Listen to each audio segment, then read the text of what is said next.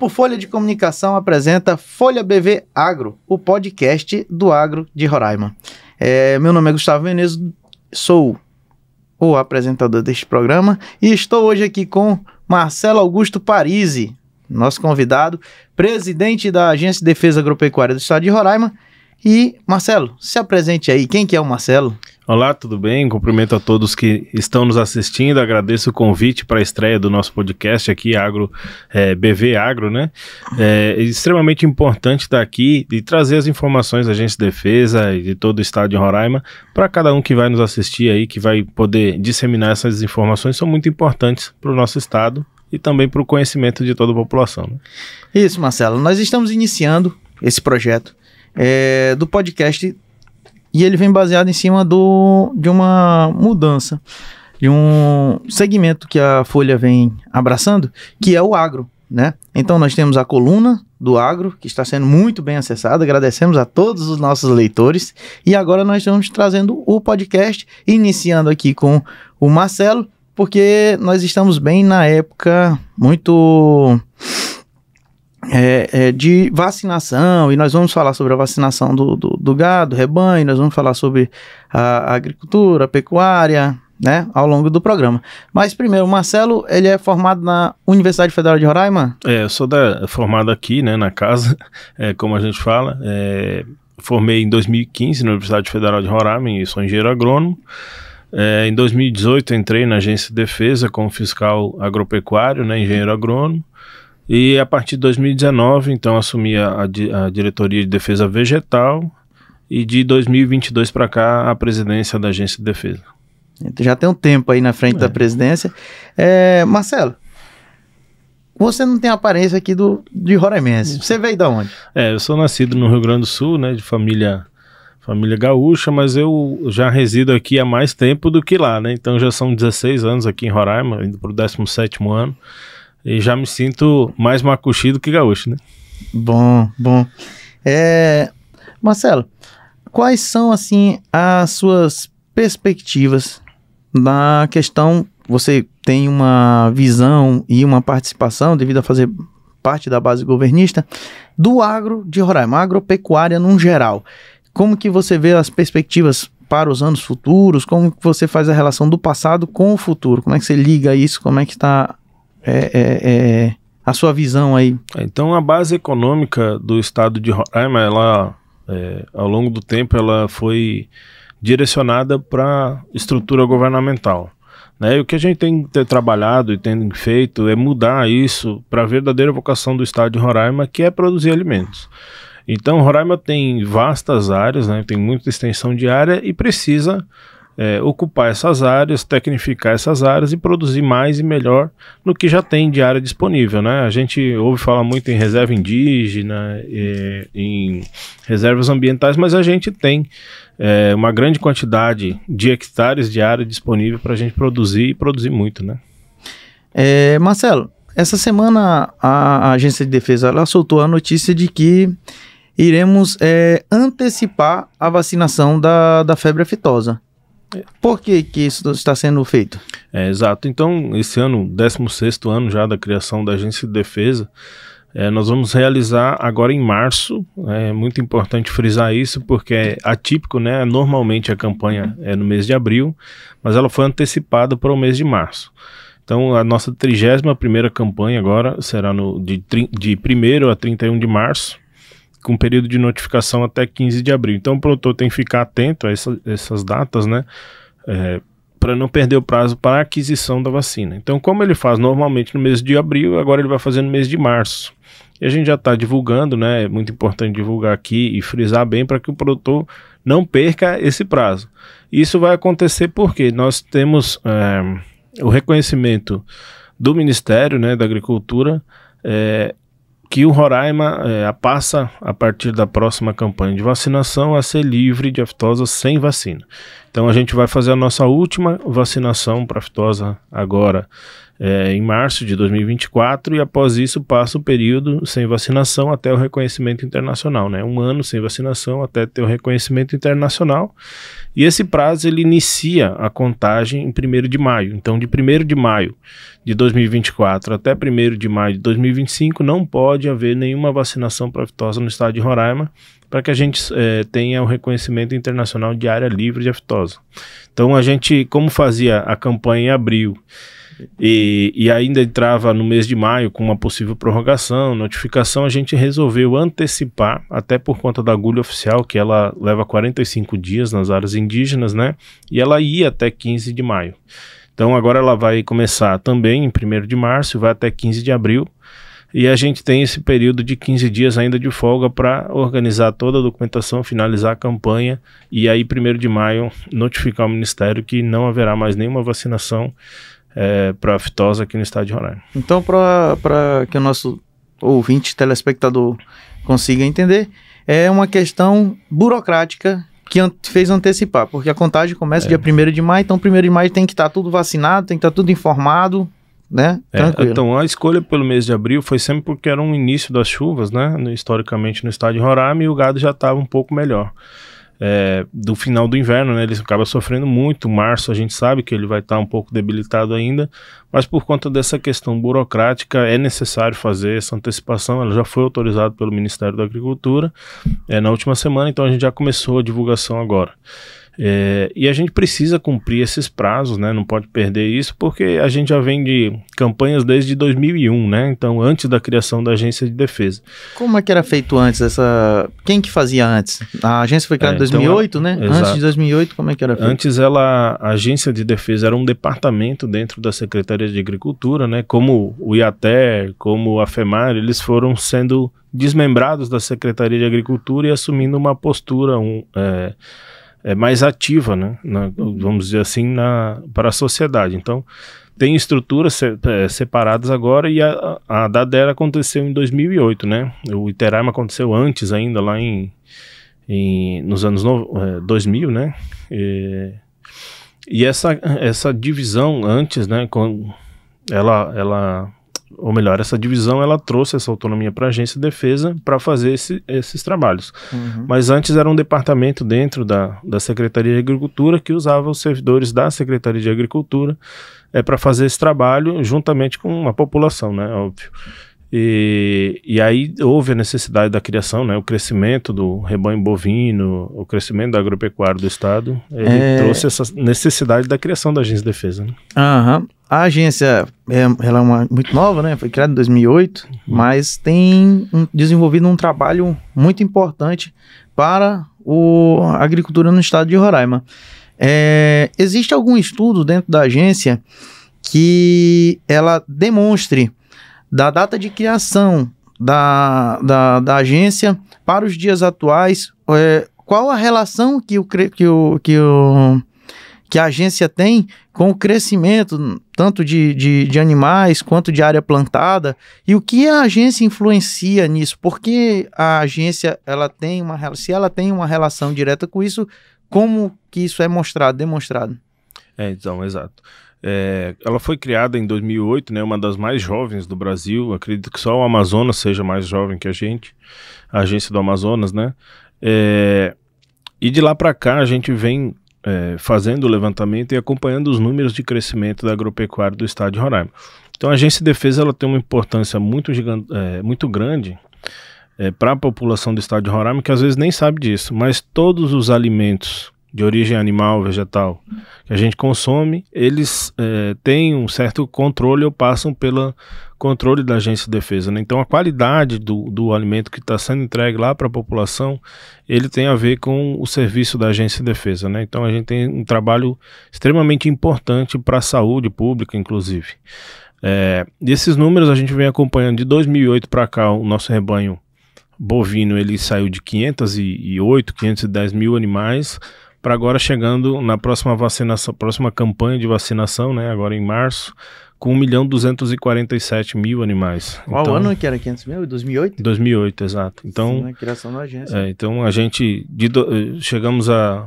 Quando assumimos a agência em 2018, nós tínhamos 700 mil animais né? Passou um longo período aí crescendo devagarinho, e aí com os investimentos do governo do estado, da iniciativa privada, essa atração de investimento que é extremamente importante, ela também trouxe o crescimento desse rebanho. Então, de 2019 para cá, a gente saiu de 808 mil animais para mais de 1.240.000, né?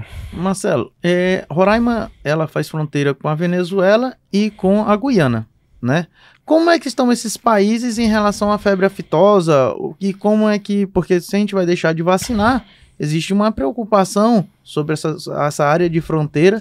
E como é que se é responsabilidade da agência ou se é responsabilidade do Ministério? Eu acredito que seja do Ministério, mas a agência deve estar envolvida, né? Como é que funciona isso? Então, assim, toda a área de fronteira, assim como as áreas indígenas, elas são tuteladas pela União.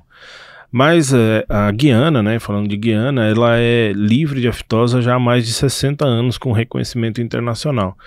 A Venezuela tem esse imbróglio político e a gente tem pouca informação do que é lá. Então ela é um risco desconhecido, que é o pior, na verdade, na evolução de risco para febre aftosa, né? Você sai de risco desconhecido para alto risco, depois para livre, com vacinação, até chegar a livre sem vacinação, que é o status mais alto, né? O melhor possível. Então a gente tem esse trabalho na fronteira com a Venezuela, né? Que a gente chama de zona de proteção. Todos os animais que transitam nessa região, eles são brincados pela Agência de Defesa. Quando eles são abatidos ou quando morrem, a gente recolhe esse brinco. Então tem esse controle extremamente rigoroso de todos esses animais. Esse universo de animais, eles são cerca de 1.800, 1.900 animais naquela região. Então são poucos, né, relativamente. E a Venezuela, nessa região sul, também não possui criações de animais, né, muito grandes. Tanto que o Ministério da Agricultura classifica como risco desprezível essa região. Mas mesmo assim a gente faz esse controle, né, junto com o Ministério da Agricultura, né, os técnicos e veterinários da agência fazem esse controle de todo o rebanho dessa região. A gente tem aqui, vai ter o pessoal que é qualificado o suficiente para entender sobre vacinação, e nós temos também as pessoas que estão querendo saber qual é a importância da vacinação e o porquê retirar essa vacinação. Se ela é importante, por que retirar ela? Então a vacinação, ela como uma vacina para humanos, né, você injeta o vírus atenuado ou morto no animal, e aí ele cria resistência. Caso o vírus comum circule pelo ambiente, ele não vai ser infectado, né?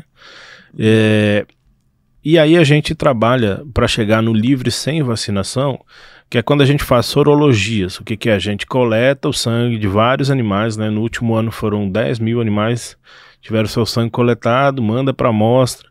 E aí, assim, você consegue identificar se ele teve uma contaminação do vírus circulante ou foi da vacina. Então, a gente não teve nenhuma contaminação já há muitos anos de vírus circulante. Então, isso nos dá, né? O último caso aqui em Roraima foi em que ano? 2001, salvo engano. Exato, foi no final de 2001. Então, a gente tem essa garantia, né, por exame laboratorial de uma grande parcela do rebanho do estado. E a gente tem essa segurança de solicitar a retirada.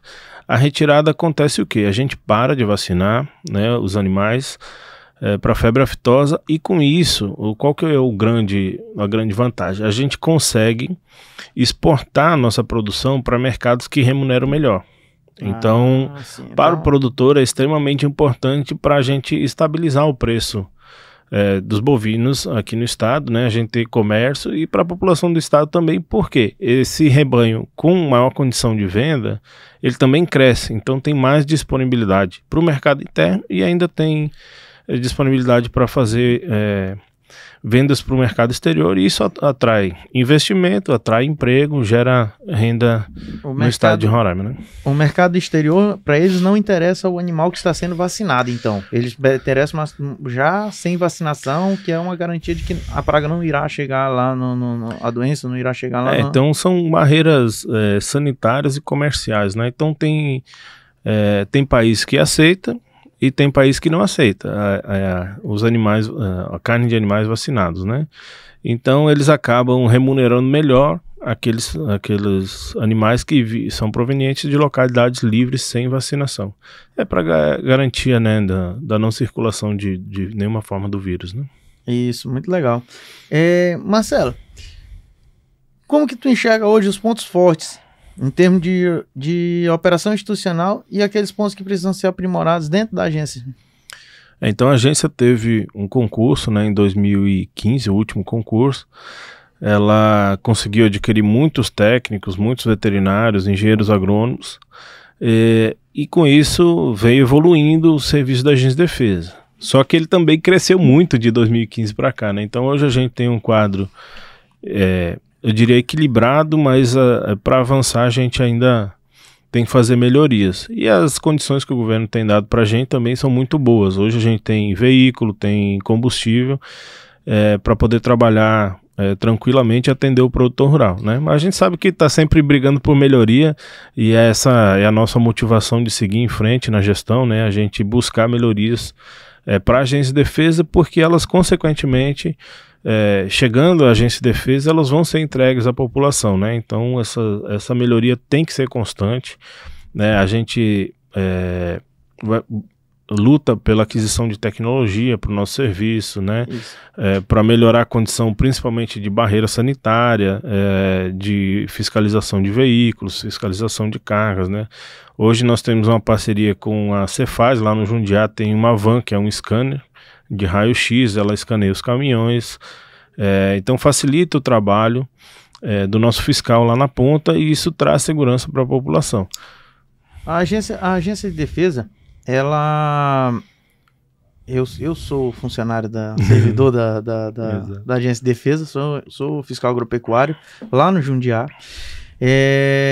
Estou presidente do Sindicato dos Fiscais Agropecuários. Então, assim, a gente sempre busca trabalhar em parceria com a agência. Mas a gente vê uma coisa, Marcelo, o investimento em tecnologia ainda é muito baixo dentro da instituição.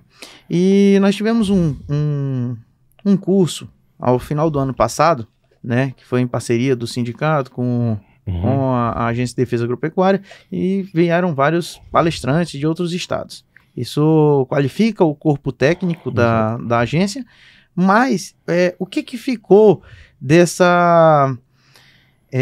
curso e o que a agência já tem feito para que seja mostrado? Porque eu me lembro assim, que lá foi falado muito em tecnologia, né?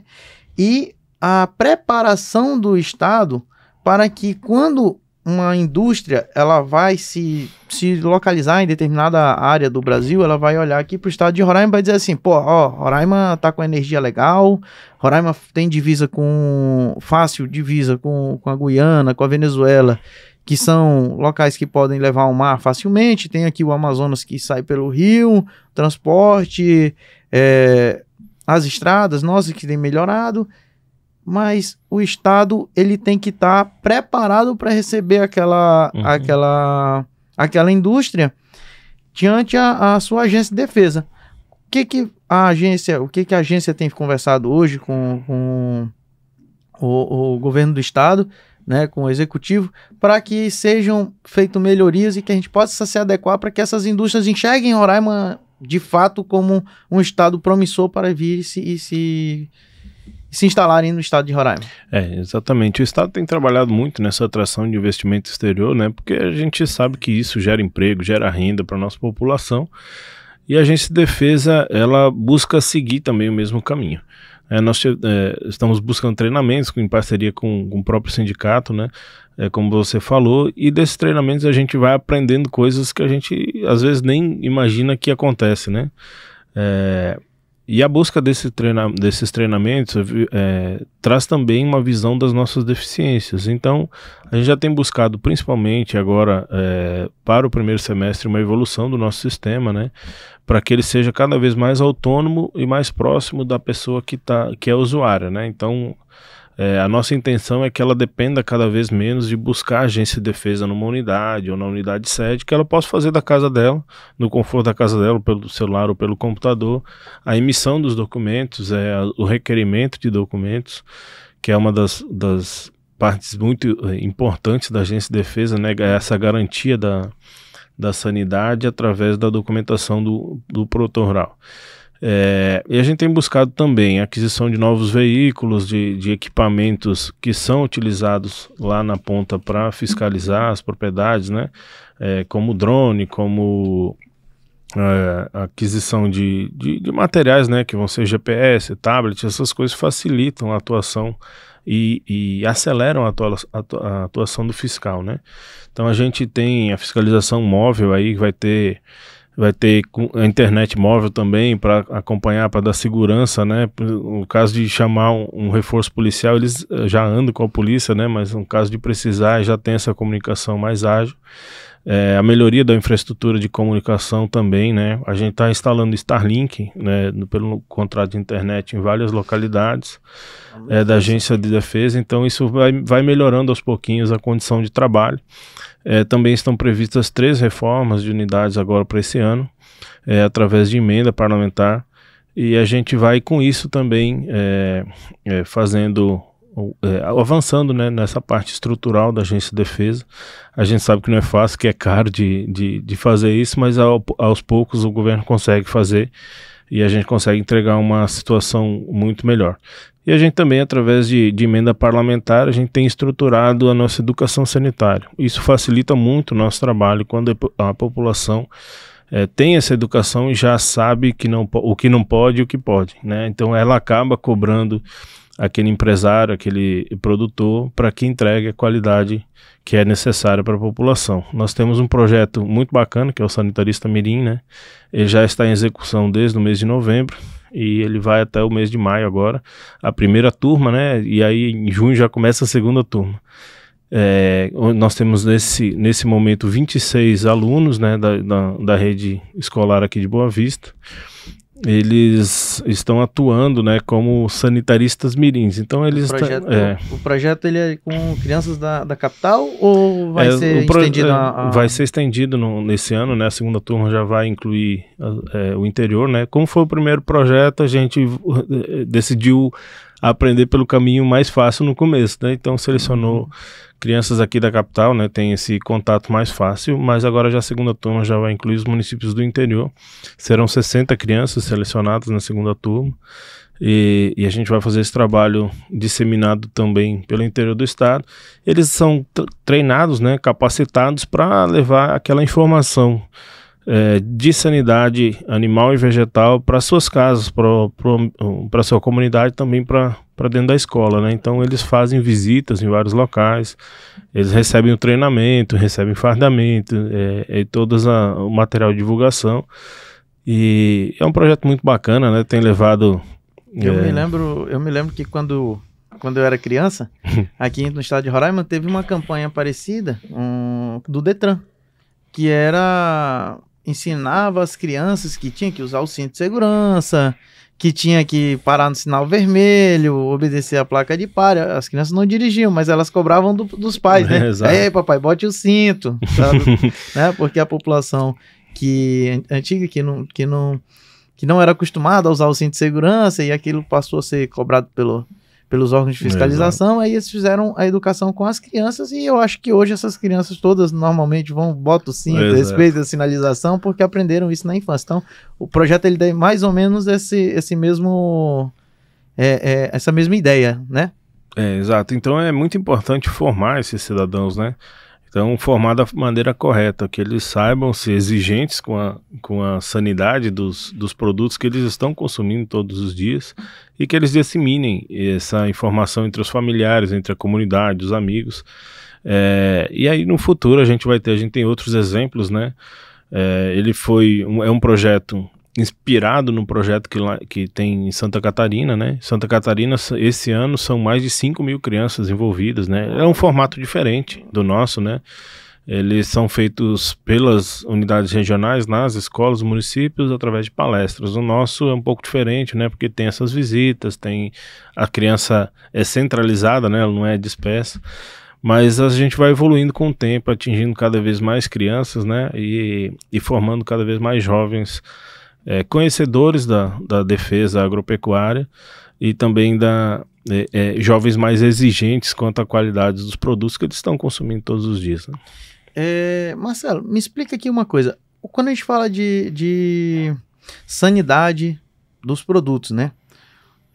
Qual é a importância disso para a população? O cara que está comprando aquele produto, por que o produto tem que ser certificado?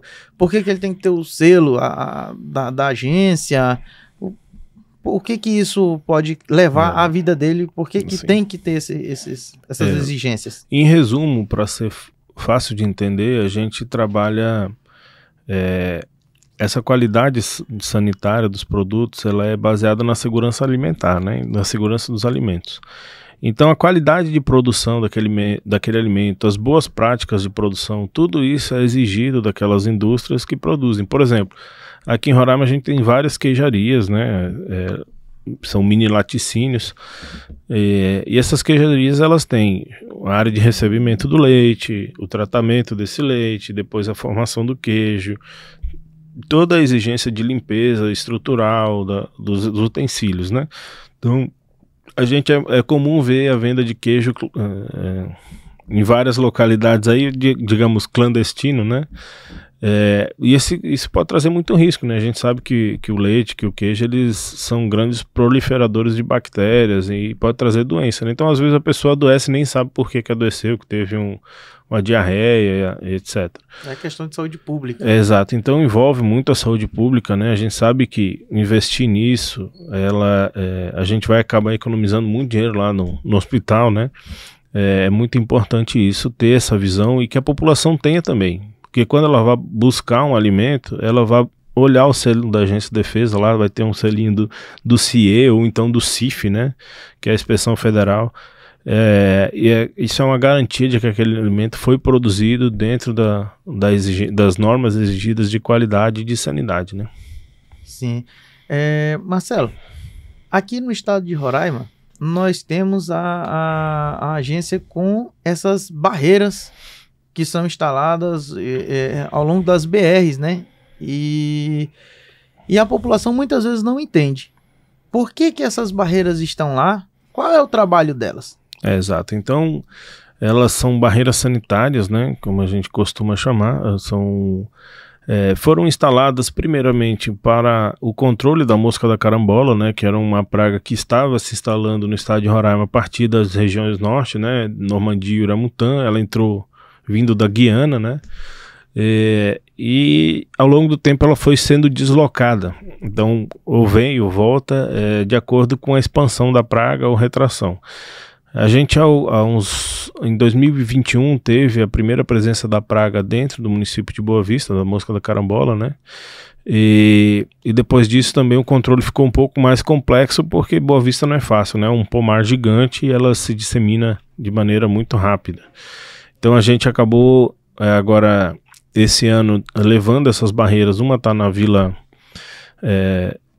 São José, no Cantá, outra na Vila Petrolina, em Caracaraí. E além da interestadual, que é o Jundiá, que a gente controla a entrada no estado, e lá em Pacaraima, que a gente controla o fluxo da Venezuela para o Brasil. E também temos aeroporto e rodoviária, né, que cuidam da saída e do trânsito de produtos que chegam em Roraima. Essas barreiras, elas cuidam para que a praga não chegue no estado de Roraima, ou ela não chegue nos outros entes da federação? Exato. Assim, só terminando, ela também tem o controle do transporte de animais, né, daquela região. Então ela tem o policiamento que está lá disponível naquela região, que fica na barreira da Agência de Defesa. Então acaba levando segurança, inibindo o roubo de gado na região, o transporte irregular de frutos e de animais. E a gente tem assim, elas têm uma importância muito grande, porque apesar de ter, por exemplo, ter tido caso de mosca da carambola lá no Caroebe, a gente tem uma barreira aqui em cima. Por que isso? Porque lá ainda tem condição de ser eliminada a praga, e ela já, nesse dia da gravação, tem mais de 6 meses que não tem ocorrência lá. Então, cumprindo o prazo que é estabelecido hoje na IN da mosca da carambola, depois de 3 ciclos da praga, né, de 128 dias, um pouco mais de um ano, praticamente um ano e um mês, né, a gente tem como pedir a liberação daquela região para exportar novamente. Então a gente sabe que a região sul é uma grande exportadora de citros, né, a gente já chegou a exportar cerca de 3 mil toneladas de citros dali para o Amazonas. Boa parte desse mercado também já virou para a Guiana, né, então cerca de metade desse volume está indo para a Guiana. E a gente trabalha para garantir para o produtor que está ali que ele tenha condição de exportar no futuro. Mas por que a gente não põe só quando está livre ou quando ou porque teve ocorrência depois a gente continua controlando? Porque mesmo assim, mesmo tendo ocorrência em outro local, ainda continua sendo um crime disseminar praga, né, voluntariamente. Então a gente faz esse controle para que o produtor, mesmo que não saiba que está levando a praga, né, às vezes carregando um fruto lá numa sacola, pegou na beira da estrada, ele acaba não prejudicando aquele produtor que está lá, está batalhando para tentar comercializar a sua produção. Né? O telespectador nosso aqui, ele tem que entender que a praga, as pragas, as doenças, elas têm, no geral, uma baixa mobilidade, né? Vamos supor que a mosca da carambola, ela voa quantos quilômetros de raio? A literatura traz de 5 a 50, mas ela pelo que a gente observa, né, ela fica no local enquanto ela tiver alimento por ali. Então ela não sai daquela árvore que ela está se alimentando ali dos frutos. Né? O que acaba disseminando é o ser humano, né? Porque ele vai, pega aquela fruta que ele não sabe que está contaminada e leva de um local para o outro. Ali ele está levando ovos, larva, meios que a praga vai encontrar depois para se estabelecer em outro local, é isso? Exato. E esse de 5 a 50 quilômetros a gente ainda está considerando os ventos, né? Ela mesmo voando sozinha, ela não vai essa distância. Não vai. Então quando a gente vê que ela, por exemplo, está em Boa Vista e de repente deu um foco lá no Caroebe, ela não voou daqui para lá para se instalar numa planta lá, até porque ela acharia... Linha reta é mais do que 50 quilômetros. Até porque ela acharia alimento muito antes, né? Então ela tem 38 hospedeiros catalogados, né? E vários deles são nativos aqui de Roraima, então ela encontraria em qualquer lugar do nosso lavrado, aí da nossa floresta, alimento. Então, para ela ter chego lá, foi ação humana. Então, alguém pegou uma fruta que estava contaminada com ovo, a larva levou, chegou lá, viu a fruta apodrecer, jogou fora, ela achou a condição ideal e sobreviveu, né? Quando a pessoa vai comer o fruto, tá igual aquela goiaba, cheia de bichinho, aí a pessoa não quer comer e joga fora, é isso? Exato, essa é a pior situação, né? Porque quando você joga ela no solo, essa larva, ela vai para o solo, ela vira uma pupa e depois de alguns dias ela eclode e aí começa o ciclo todo de novo, ela começa a se disseminar. E a mosca da carambola tem uma característica muito agressiva nessa parte, né? Então ela, diferente das outras moscas, ela tem um ciclo de vida grande, né? São pelo menos 128 dias. E durante esse ciclo de vida ela pode pôr até 1.400 ovos. Nossa. Né? Então cada ovoposição é de 7 a 14 ovos. E ela põe seus ovos num fruto, vai para outro, vai para outro, vai para outro durante a sua vida. E a viabilidade desses ovos? Acaba sendo bastante grande, né? Porque se você pensar que só 50% vai nascer, são mais 700 moscas aí que em 28 dias já vão estar se reproduzindo de novo, então ela, muito rápido, né? Ela se reproduz muito rápido. E se não tiver controle, ela atacar a área de produção, ela acaba dizimando toda a produção, né? Bom, as tecnologias... A gente avança em tecnologia numa velocidade muito rápida hoje. Eu queria saber se existem meios, maneiras que a tecnologia pode ser acessada, pode ser adquirida alguma tecnologia para combate dessa mosca ou para combate de outras pragas e que se isso tem acontecido no estado de Roraima. Exato. Aqui no estado de Roraima, o combate hoje ele é feito por uma empresa terceirizada, pelo Ministério da Agricultura, né? A Agência de Defesa é responsável por uma parte do monitoramento e pelas barreiras sanitárias.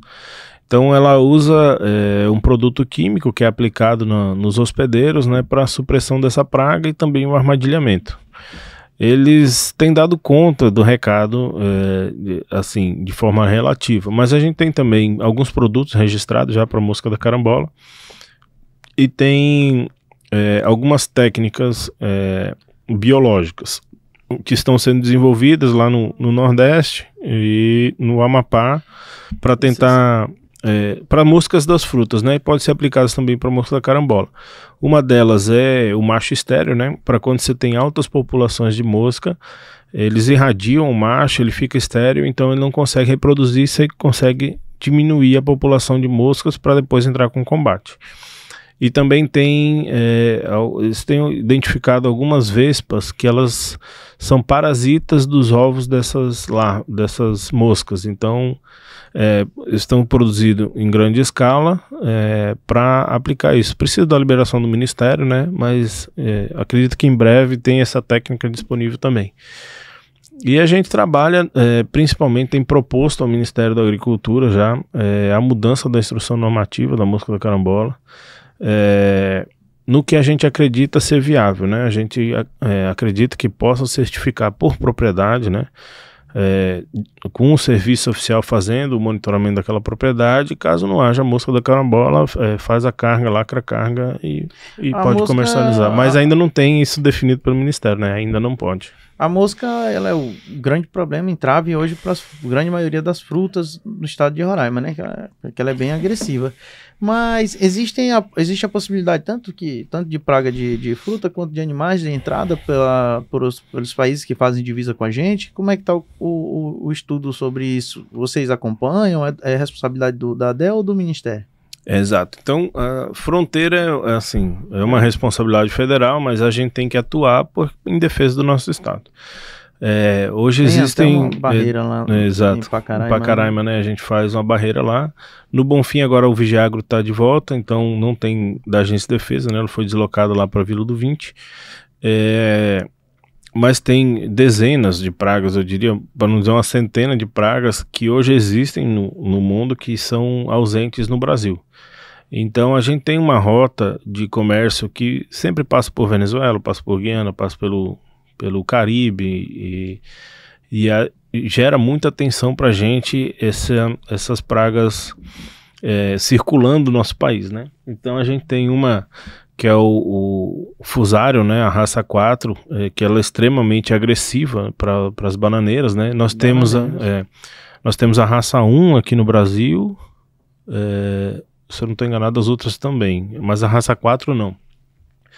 E as outras raças, elas atacavam a banana maçã, etc., e dizimavam, tanto que hoje é muito difícil encontrar, né? Você vê banana maçã num plantio isolado, etc.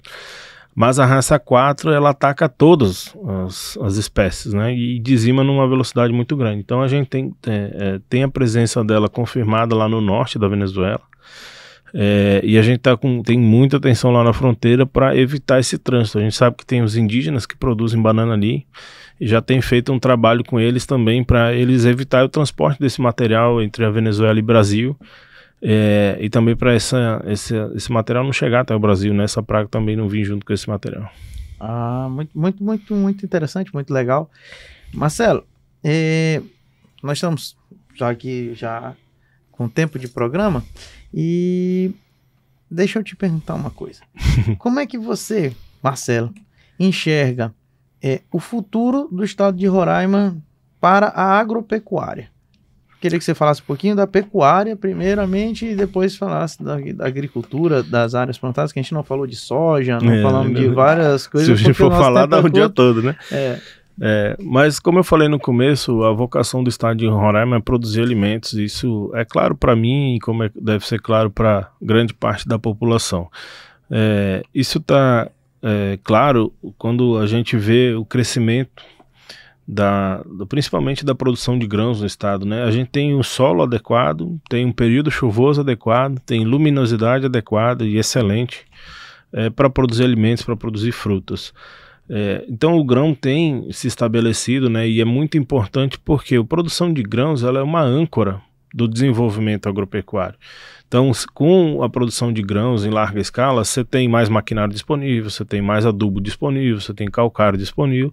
Então, o produtor, o pequeno produtor, aquele que trabalha com fruticultura, que é sitiante, ele tem condição de ter esses materiais disponíveis que ele não tinha antes. A gente sabe que era difícil você encontrar um trator usado para comprar, encontrar um adubo X que você precisa lá, você não tinha essa disponibilidade há alguns anos. Então Roraima tem evoluído nesse sentido, né? Nós vamos chegar esse ano a cerca de 200 mil hectares de grãos produzidos, quando a gente fala de soja, milho, arroz e feijão. Os indígenas já estão fazendo parte dessa produção e é muito importante que eles tenham condição de optar por querer ou não fazer, né? E é isso que a gente está levando conhecimento, e se ele quiser fazer, ele faz, se não quiser fazer, tudo bem, né? Ele tem essa liberdade de escolher e não fica preso em outras situações, né? Exato. Então é importante levar não só para os indígenas, mas para todos os produtores do estado de Roraima, essa oportunidade de produzir. E a pecuária tem andado junto com a agricultura, né? A gente vê um crescimento muito expressivo, né? Nós temos crescido mais de 100 mil animais no nosso rebanho todo ano.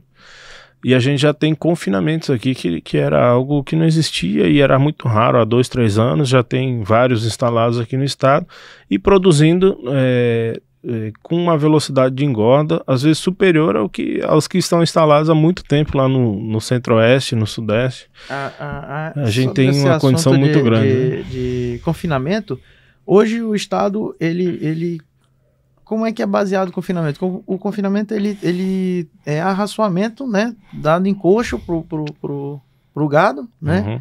A ração dada pro gado. Como é que é feito esse desenvolvimento dessa ração? Ela é feita aqui no estado? Ela vem de fora? Como é que é isso? E o custo disso aqui no estado? Só rapidamente. Exato. Então, hoje a gente já tem condição de fazer aqui, né? Praticamente todos já fazem a sua ração aqui. Porque a base da ração ela é o milho e o soja, né? Então você tem o volumoso, que é a silagem de milho, o próprio milho como energia e a soja como uma parte da proteína. O que é importado ainda é o núcleo, que são aqueles minerais e aminoácidos, algumas coisas que o gado precisa para complementar essa ração. Mas a base da ração, que é o que custa mais caro, a gente já produz aqui. Então acaba barateando o custo de toda essa produção e viabilizando esse confinamento. E o confinamento ele traz rápido crescimento, traz muito emprego, né? É mais que a criação comum, e a gente tem incentivado, né, apoiado essas práticas aqui no estado. Quanto tempo o gado de confinamento em relação ao gado criado solto? O convencional para o confinamento? Qual a diferença de idade para abater? O convencional, quando a gente vai ver aquela criação comum e que é secular já aqui, né, a gente leva aí 3 ou 4 anos para engordar um boi, né, do nascimento até ele ser abatido. Então ela é muito demorada. Já tem a criação mais tecnificada, que aí com 2 anos, 2 anos e pouco, você já está abatendo mesmo a pasto, né? Agora o confinamento ele é abaixo de 2 anos, né? Então ele sai da desmama, ele vai direto para o confinamento, o bezerro. E aí você tem uma velocidade de reposição de rebanho, né? É muito grande. Muito legal, muito interessante. Só mais um dado aqui, Marcelo, que tu possa trazer para a gente. Qual é o número de frigoríficos que tem hoje no estado? Então hoje, há pouco tempo atrás a gente só tinha o Mafir, né? O antigo Mafir, já não tinha mais condição nenhuma de funcionar. Mas hoje a gente já tem 4 frigoríficos aqui no estado, são 3 inspecionados pela Agência de Defesa e 1 pela Inspeção Federal, né? Então já tem a condição do privado atender o mercado, então o público tem que sair fora, né? É para o privado mesmo.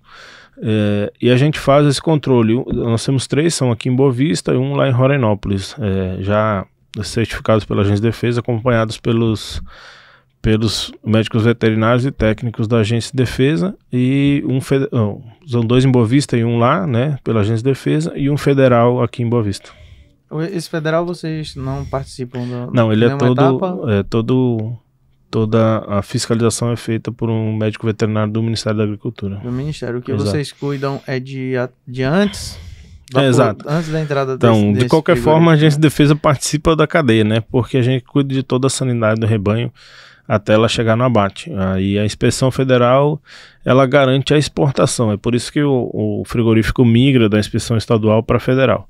A inspeção estadual vai garantir a venda no comércio local, no nosso estado, né? E a federal ele vai poder comercializar então com outros estados brasileiros e também exportar para fora do país. Marcelo, gostaria que você pudesse dar as suas considerações finais aqui, que a gente está encerrando. Agradeço aqui aos nossos telespectadores, ouvintes, né, no nosso novo programa, que vocês sempre possam nos acompanhar e diz aí, Marcelo. Eu agradeço, né, estar aqui gravando esse primeiro programa, é extremamente importante, né, vai ser com certeza um sucesso e um marco histórico para a agropecuária do estado ter um programa desse que dá visibilidade, né, que leva para a população informação do que o produtor rural, do que os técnicos do governo, do estado, das prefeituras estão fazendo aí pelo interior de Roraima. E a grande importância, né, aquele velho ditado se o campo não planta, a cidade não janta, né? Então é muito importante levar a informação para quem está aqui em Boa Vista, para quem está nos assistindo de outras cidades, daquele produtor tá lá no campo produzindo, né, tendo condição de produzir, para que a gente tenha uma alimentação de qualidade, né, que passa pela Agência de Defesa. E agradecer você e a toda a sua equipe aqui da Folha BV Agro por estar participando desse programa, que com certeza vai ser um sucesso, vai ficar na história. Eu vou guardar esse vídeo lá para quando eu for velho já eu mostrar para meus netos, né? Bom, Marcelo, muito obrigado. Eu agradeço a presença, um abraço a todos. Tchau, a gente fica por aqui.